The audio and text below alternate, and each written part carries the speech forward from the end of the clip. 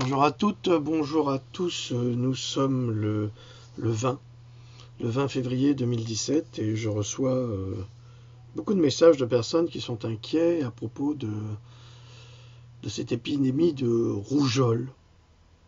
Terrible épidémie de rougeole, entre autres à Poitiers.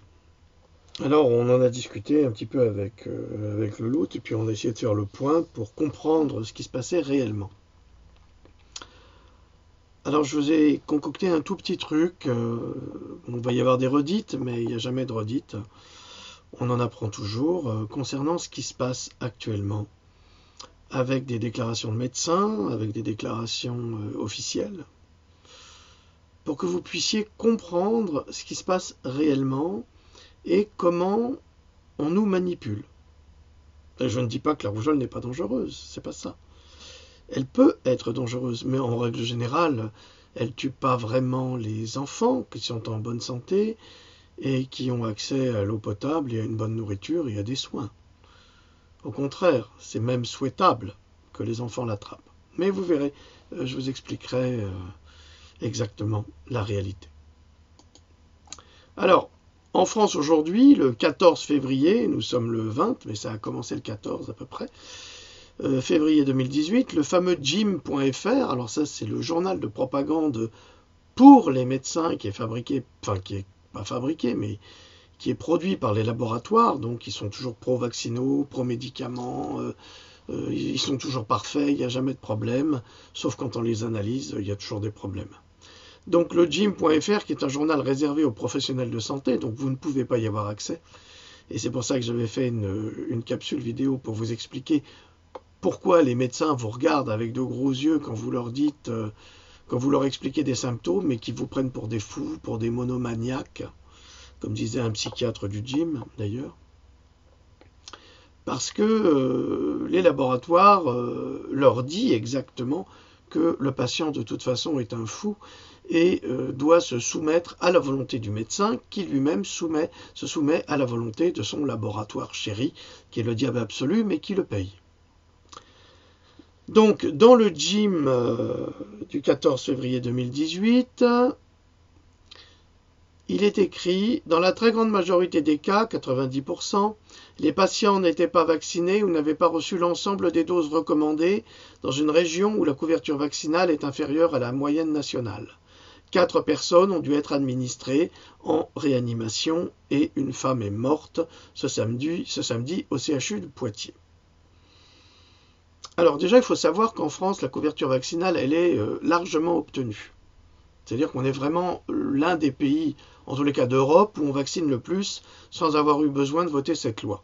Ça, c'est déjà un premier pas. Ensuite, il est écrit que les patients, et alors normalement c'est une maladie infantile, hein. Là il parle de patients, il ne parle pas d'enfants, n'étaient pas vaccinés ou n'avaient pas reçu l'ensemble des doses recommandées, dans une région où la couverture vaccinale est inférieure à la moyenne nationale. Dans le cas présent, une femme est morte et nous le déplorons. D'ailleurs, je présente mes sincères condoléances aux parents. Mais vous verrez, il y a quand même quelque chose de très étrange au niveau de la ressemblance des faits. Souvenez-vous que j'avais fait une capsule également sur le vaccin contre la grippe et une maman avait fait vacciner ses enfants contre la grippe qui, eux, avaient attrapé la grippe et la maman en est morte quelques jours après. Eh bien, le papa, qui était militaire, qui est revenu au dernier moment, est passé dans les médias. Et dans les médias, qu'est-ce qu'il a fait? Il a fait de la propagande pro-vaccinale en disant « Oui, si ma femme avait été vaccinée, elle ne serait pas décédée. » Justement, si elle serait décédée, qu'elle ait été vaccinée ou pas, parce qu'en fait, elle a attrapé la grippe à cause du vaccin qui a été fait à ses enfants. Et donc, ce message de cet homme désespéré, que l'on comprend, eh bien, nous le trouvons exactement dans la voix de cette maman, désespérée évidemment, d'avoir perdu son enfant, qui ne le saurait pas, qui a 32 ans, en disant qu'il faut faire vacciner contre la rougeole. Mais on va essayer de comprendre comment sa fille a attrapé la rougeole. Ce que ne fait pas ni la presse, ni le ministère de la Santé. Alors il faut bien qu'on s'y colle. Cette jeune femme était une jeune femme qui était souffrante également. Elle souffrait de certaines pathologies. Elle souffrait d'obésité. Elle sortait peu de chez elle, donc faisait peu d'exercice, et on ne sait pas quel type d'autres pathologies elle était atteinte. Donc, pour le virus de la rougeole, ce n'est pas une preuve absolue. Je vais y venir. Une femme qui souffrait d'obésité sévère, donc les victimes ne sont pas nécessairement des enfants, puisqu'elle avait 32 ans, ce qui implique que ce sont des adultes qui ont été ou pas vaccinés dans l'enfance, et plus du tout à l'âge adulte. Car, s'ils avaient développé la rougeole enfant, ils seraient immunisés à vie. En conséquence, ils ne sont pas victimes de la rougeole, mais de la vaccination contre la rougeole qui les a empêchés d'être immunisés. Minute de silence. Là, c'est très grave. C'est très très grave parce que un enfant qui a attrapé la rougeole est immunisé toute sa vie. Mais un enfant qui devient adulte, qui n'a pas attrapé la rougeole, est susceptible évidemment de l'attraper, et quand on est adulte, c'est beaucoup plus grave. Donc pourquoi il n'a pas attrapé la rougeole? Mais parce que les laboratoires et les ministères de la Santé ont bloqué le développement de la rougeole. Tout simplement. Donc ce n'est pas la rougeole qui a tué cette femme. C'est la politique de santé publique qui a commis l'erreur de bloquer une maladie infantile qui n'est pas grave et qui en a fait une maladie, un virus destructeur. Ça, c'est une évidence. Ça, c'est ce dont on ne vous parle jamais. Et dans le cas de ce décès, la victime a bien attrapé la rougeole, mais dans quelles conditions? Et rien ne prouve qu'elle soit morte de la rougeole. Nous n'avons aucune information vérifiable sur ce cas, en dehors des déclarations de la presse pro-vaccinale qui s'acharne à semer la terreur auprès de la population pour favoriser la vaccination du ROR qui met en danger d'autisme les enfants vaccinés. Alors, rougeole ou autisme? Les deux ou aucun des deux? C'est la question qu'il faut se poser. Les déclarations du ministère de la Santé rejoignent aussi, évidemment, les déclarations de la presse pro-vaccinale qui ne fait aucune enquête, qui se contente de répéter bêtement, sans réfléchir, ce qu'on lui dit, et qui ne va certainement pas faire une investigation sur la personne soi-disant atteinte. Comment dans ce cas, et là je m'adresse aux personnes qui ont été vaccinées dans l'enfance, un vacciné pourrait-il attraper la rougeole puisqu'il est vacciné? C'est le cas du virus de la rougeole, donc de la rougeole de Disneyland, où des enfants vaccinés ont développé la rougeole. Comment cela se fait-il puisque le vaccin est si parfait? La preuve que non. Donc le vaccin est un vaccin qui handicape et ceux qui sont vaccinés et ceux qui ne le sont pas, parce que justement ils ne le sont pas et qu'ils n'ont pas pu développer une maladie qu'ils auraient dû développer. Mais pourquoi empêcher les maladies infantiles? Posez-vous la question. Quel est l'intérêt? Parce qu'on en meurt? Non. Non, c'est pas pour ça. C'est parce qu'il faut vendre des vaccins. C'est ça le problème. Eh bien, le vacciné peut attraper la rougeole parce qu'il est récepteur-émetteur, je vous l'ai dit hier, du virus, et que le vaccin contient le virus de la rougeole vivant ou atténué. Ça veut dire que tous les enfants qui attrapent la rougeole, qu'ils l'attrapent soit naturellement, soit à travers le vaccin, sont des enfants qui contaminent inévitablement. Inévitablement. Nous retrouvons le même cas avec le vaccin contre la grippe. Le vacciné devient émetteur du virus de la grippe et souvent déclenche lui-même la grippe successivement après la vaccination et les années suivantes.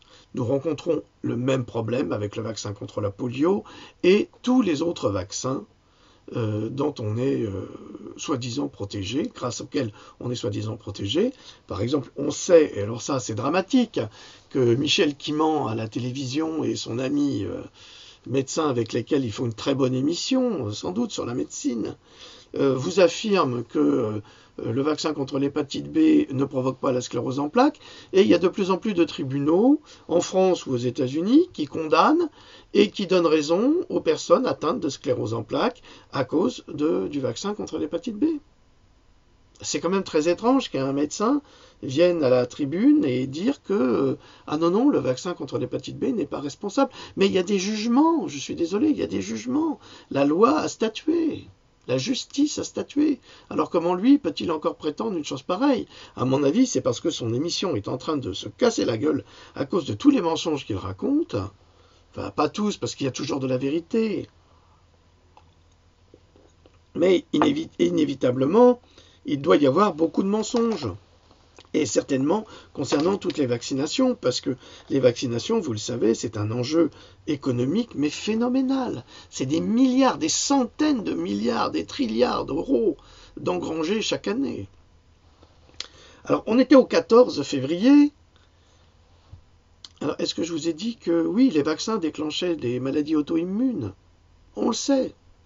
Comment Michel Quimant, Zébulon, n'est-il pas capable d'admettre ce fait? Je veux dire, il est médecin, mon Dieu. Alors, il n'a pas de patients qui sont atteints de maladies auto-immunes, mais il y en a de plus en plus. Il y a de plus en plus de personnes qui sont victimes, qui sont touchées par des maladies, mais qu'on ne connaît pas. Vous croyez qu'on connaissait la myofasciite à macrophage avant de la déterminer? On ne savait même pas ce que c'était. C'est comme le sida, on ne savait même pas ce que c'était. Et ça a été communiqué, le sida, ça a été dans le vaccin contre l'hépatite B. On le sait, c'est prouvé. On a des documents officiels américains. Comment Zébulon de la télévision peut-il ignorer ce fait? C'est quand même scandaleux. Scandaleux qu'un pauvre type comme moi puisse savoir tout ça rien qu'en faisant des recherches. Et que lui, il est médecin et il ne le sait pas.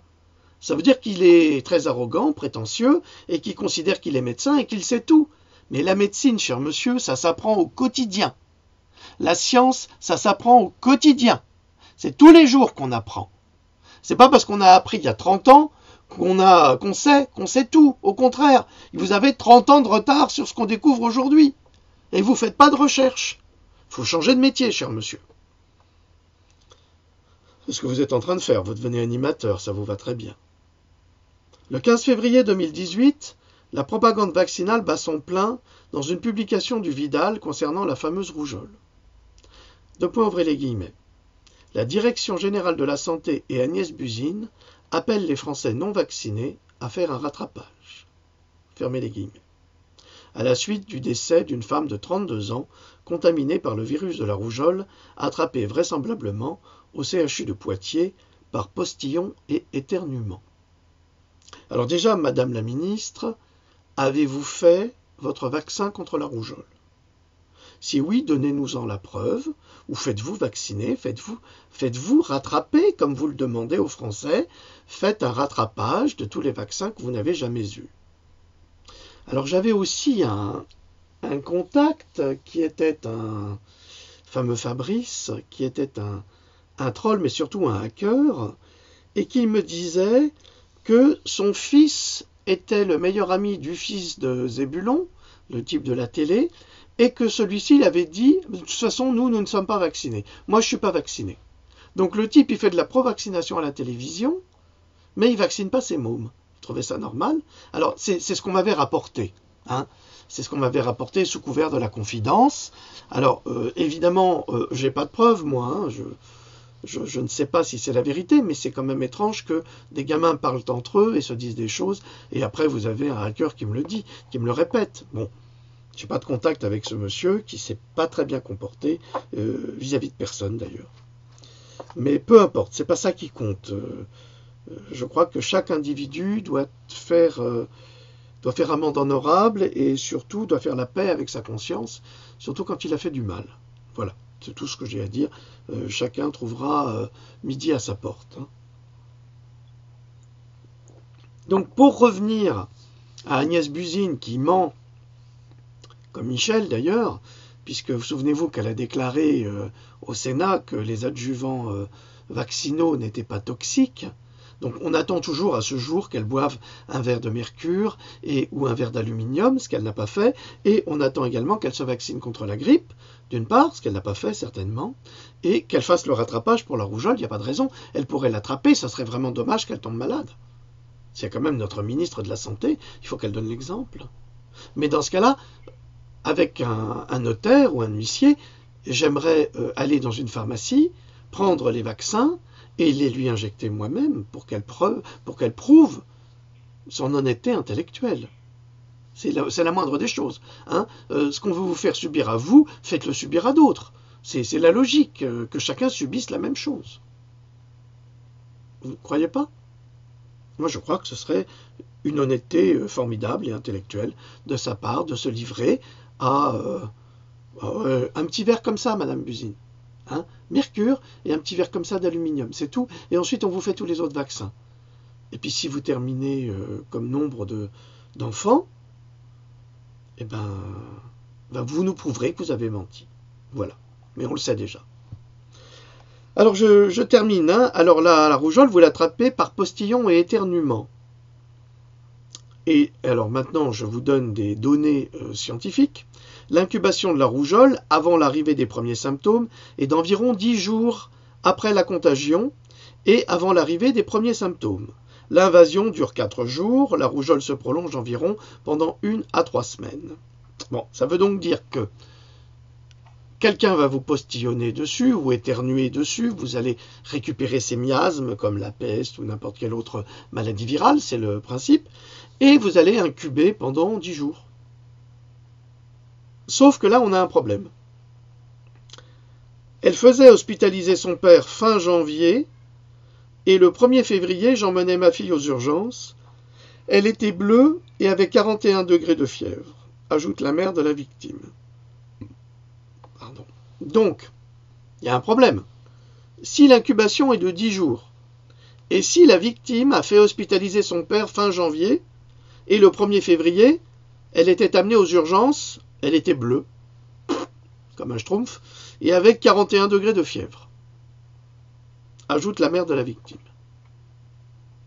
Alors j'aimerais comprendre par rapport aux données officielles. Les données officielles, c'est le ministère de la Santé,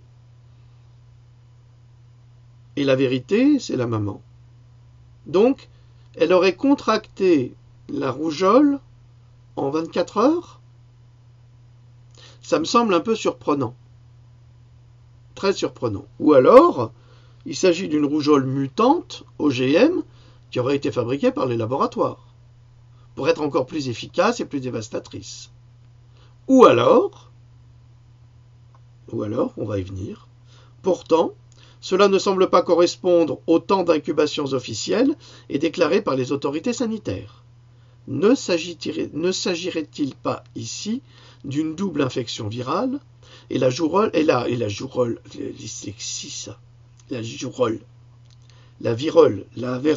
la rougeole se serait greffée par après sur le sujet qui souffrait déjà de problèmes d'obésité, donc de santé, avec tout ce que cela comporte. Et l'on profiterait du décès de cette femme, déjà en mauvaise santé, pour développer une propagande vaccinale. Il est très possible que cette jeune femme ait développé une autre infection virale en dehors de la rougeole. Avait-elle été vaccinée contre la grippe? Aucune information là-dessus. Avait-elle été mise en contact avec des malades qui avaient été vaccinés contre la grippe? Est-ce que le papa de cette jeune femme, comme dit la maman, elle faisait hospitaliser son père fin janvier, était hospitalisé suite au vaccin contre la grippe? Pourquoi je n'ai aucune information sur ce point? Imaginons que le papa ait eu la grippe, j'en sais rien. Peut-être que c'est pas le cas, peut-être qu'ils vont nous sortir que c'est n'importe quoi pour noyer les pistes. Mais imaginons que ce soit la grippe et qu'en fait le virus de la rougeole, puisque ses défenses immunitaires étaient affaiblies, eh bien ce soit greffé là-dessus pour faire une complication. Mais est-ce que ça veut dire que c'est la rougeole qui l'a tué?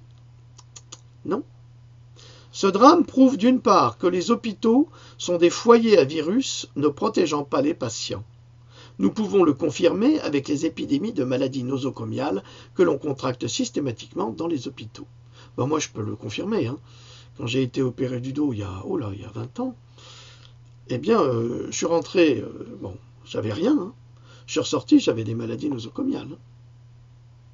Ah bah oui, vous rentrez avec rien, vous ressortez avec un paquet de maladies. Donc les hôpitaux, il faut éviter, hein, à tout prix. Hein. On vous contamine avec rien. Hein. J'en profite pour rappeler qu'aux États-Unis, plus d'1 million de personnes meurent chaque année des suites de mauvaises prescriptions médicales et personne ne s'en plaint. alors qu'une personne décède prétendument de la rougeole et c'est la panique nationale. Où est la logique de santé publique? Un décès contre 1 million et l'on force une population à se vacciner? Vous ne trouvez pas ça bizarre? Aux États-Unis, il y a 1 million de personnes qui meurent chaque année parce que leur médecin leur a fait une mauvaise ordonnance et qu'il y a eu des interactions médicamenteuses. Il y a exactement la même chose en France. Mon père était cardiaque et il avait toujours le nez plongé dans le Vidal et c'est lui qui appelait son cardiologue en disant dis-moi Henri, tu t'es trompé. Tu m'as donné un médicament que tu ne peux pas donner avec l'autre médicament. Ah ouais, excuse-moi Marc, je me suis trompé, pardon, voilà. Ça arrive tous les jours, tous les jours. J'ai eu un cas d'un témoignage d'une personne qui avait été touchée par la grippe et le médecin était arrivé en urgence et lui avait prescrit du Tamiflu. Or, le Tamiflu, par exemple, ne doit jamais être prescrit quand on a développé la grippe, mais avant. Il faut éviter, donc c'est comme ça. Et en plus, le problème avec le Tamiflu, c'est qu'il ne faut surtout pas le donner à des personnes qui ont eu des problèmes de rein, de maladie de rein, ou greffe de rein. Or, le sujet avait été greffé du rein. Donc c'était pas possible. Donc ça aussi, c'est une erreur médicale. On aurait donné ce médicament à ce monsieur l'aurait pris, il en serait peut-être mort aujourd'hui. Mais on préfère se concentrer sur cette personne qui aurait prétendument attrapé la rougeole à l'hôpital de Poitiers. Le vaccin n'a rien à voir dans la protection de la rougeole, si ce n'est une protection momentanée, ce qui implique que la victime aurait pu être vaccinée il y a 6 ans par exemple, et malgré tout contracter la rougeole aujourd'hui en 2018. Comme c'est le cas, souvent aujourd'hui. Si elle avait contracté en toute logique la rougeole dans son enfance, elle aurait été immunisée à vie et n'aurait pas été contaminée par le virus de la rougeole du CHU de Poitiers. Vous commencez à comprendre le mécanisme? Alors, comment se fait-il que ces personnes adultes déclenchent la rougeole avec la politique agressive de vaccination mise en place depuis les années 1960 aux États-Unis et depuis 1980 en France? Rappelons à cet endroit que nous avons peu d'informations sur la victime.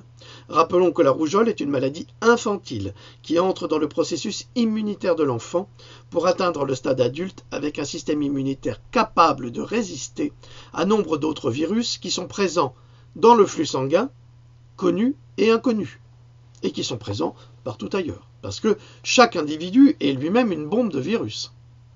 Vous, moi, nous sommes pleins de virus et nous apprenons à vivre avec. Et nous avons une banque de données à l'intérieur du corps qui connaît et qui sait et qui connaît les moyens de se battre en activant le système immunitaire contre nombre de virus. Mais si vous endormez le système immunitaire, il ne sait plus se défendre, il est perdu. Et c'est l'objectif des laboratoires, de vouloir prendre possession de notre système immunitaire à travers les vaccins. Ce qui est une erreur fondamentale.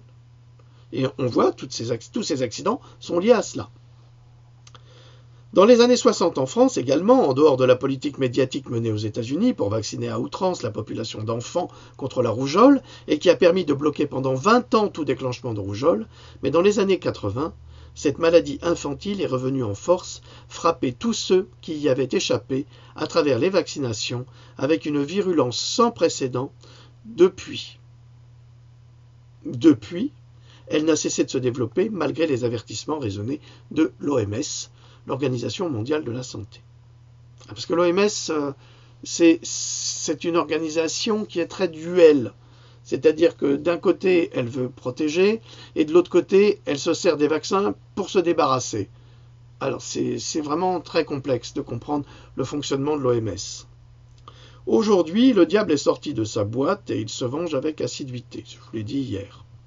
Doit-on rappeler qu'en France, lorsque des enfants étaient touchés par une de ces maladies infantiles, qui ne provoquent pas de risque majeur pour la santé, on organisait des goûters pour que tous les enfants attrapent une bonne fois pour toutes ces maladies afin de fabriquer leur immunité à vie.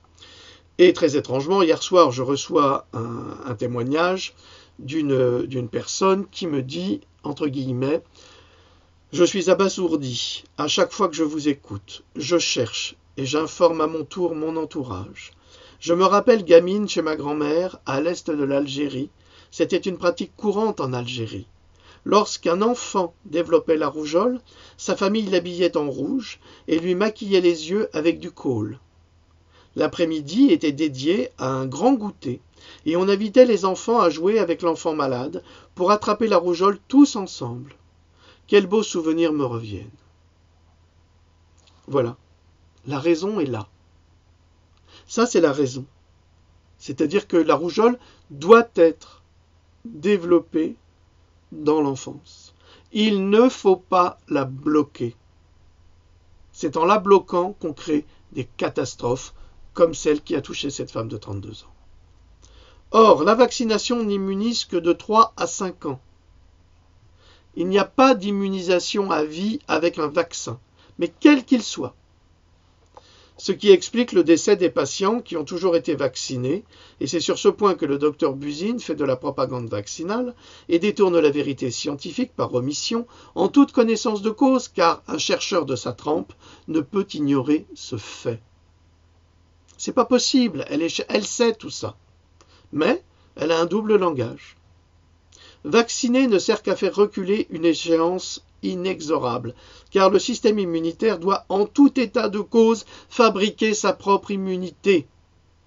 C'est inévitable, et comme l'homme est programmé depuis sa naissance, je vous l'ai dit hier, par un code génétique que les laboratoires s'acharnent à percer pour en devenir les maîtres avec beaucoup de maladresse, cette immunité est non seulement indispensable, mais inévitable, et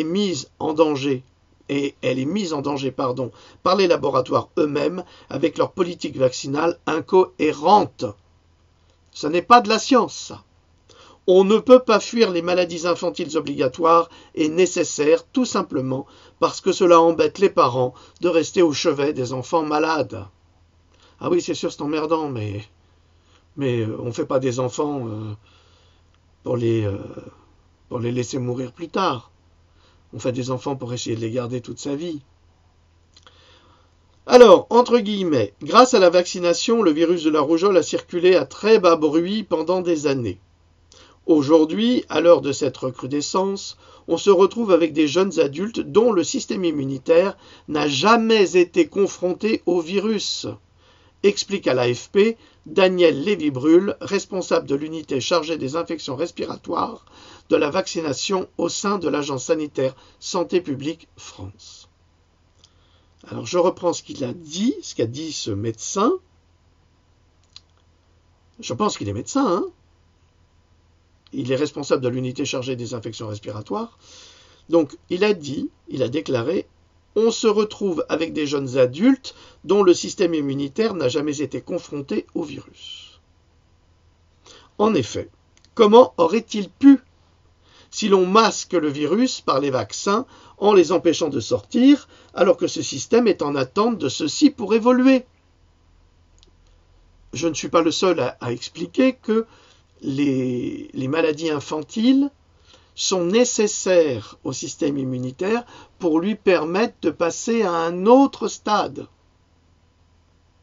C'est grâce à cela qu'on protège l'adulte en fabriquant une immunité à travers le système immunitaire. Nous avons donc ici la preuve que les laboratoires veulent contrôler le système immunitaire tout en engrangeant des milliards de bénéfices dans la vente de leurs bloqueurs immunitaires que sont les vaccins. Ben oui, c'est un bloqueur immunitaire le vaccin. Il n'est pas fait pour soigner. Au contraire, il est là pour inhiber, c'est un inhibiteur. Mais pourquoi est-ce que le vaccin serait un inhibiteur d'un système absolument génial qui est là pour défendre le corps de l'individu des infections extérieures ou qui lui-même va fabriquer un virus qui se trouve dans le flux sanguin pour que l'enfant le développe et fabrique lui-même son immunité à vie? Qu'est-ce que viennent nous faire chier les laboratoires en dehors de s'enrichir? Le corps a besoin de ces contaminations pour affronter les nombreux virus vivants ou endormis de cette planète. Si les vaccins bloquent le développement de certaines maladies indispensables pour construire l'immunité humaine, il est certain qu'ils affaiblissent cette même immunité, d'où les nombreux problèmes de santé et de décès liés à des virus qui ne sont pas mortels en règle générale. Deux points, ouvrez les guillemets. L'OMS déclare, grâce au vaccin contre la rougeole, plus de 20 millions de décès évités dans le monde entre 2000 et 2016. La rougeole liée à une infection par un, je l'ai dit hier, paramyxovirus morbillivirus est une des maladies infectieuses les plus contagieuses. Une personne atteinte peut contaminer jusqu'à 20 personnes et expose une partie des personnes atteintes à des complications parfois gravissimes, méningo-encéphalite, pneumopathie, décès, etc. Le vaccin contre la grippe aussi. Donc, je vous l'ai dit hier, mais on n'a aucune preuve que 20 millions de décès évités dans le monde entre 2000 et 2016. Aucune preuve. C'est juste une statistique qui balance pour nous impressionner. Mais si on soigne la rougeole avec de la vitamine C en injectable, avec du chlorure de magnésium, il n'y a personne qui meurt de la rougeole. Personne. Et ce sont des moindres dépenses par rapport au coût de tous ces vaccins inutiles et dangereux. Je vous rappelle d'ailleurs que dans le ROR, rougeole, oreillon, rubéole, deux biologistes virologues de chez Merck ont porté plainte contre ce laboratoire parce qu'ils demandent à leur patron, ils demandent à Merck, qu'est-ce qu'il y a dans la solution dite vaccin contre les oreillons. Parce qu'il n'y a pas le virus des oreillons. C'est tout à fait autre chose. Donc, ils se demandent à quoi servent les oreillons. Et ça rejoint ce que disait Andrew Wakefield. Un vaccin contre la rougeole, oui, mais unique. Un vaccin contre les oreillons, oui, mais unique. Un vaccin contre la rubéole, oui, mais unique. Et ça rejoindrait ce que pourraient dire d'autres médecins. Pas de vaccin du tout. Laissez les enfants fabriquer leur immunité. Et il n'y aura plus de problème de décès. Ni aujourd'hui, ni demain. Avec la rougeole. Je vous rappelle que avec les vaccins, par an, il y a 5,3 millions d'accidents vaccinaux aux États-Unis. C'est une donnée publiée par l'association VAERS. Et je me demande combien demain et combien demain en France. Voilà, alors c'est une toute petite capsule, 33 minutes. On est dans le... C'est très théâtral.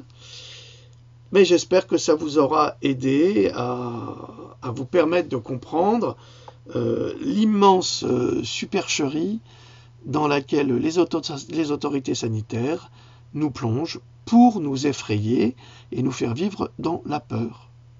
Même si vous avez la rougeole, on peut vous soigner très tôt, très bien et sans aucune difficulté, avec des méthodes très simples. C'est tout. Il suffit de renforcer le système immunitaire. Voilà, je vous dis bonne soirée, à bientôt. Salut.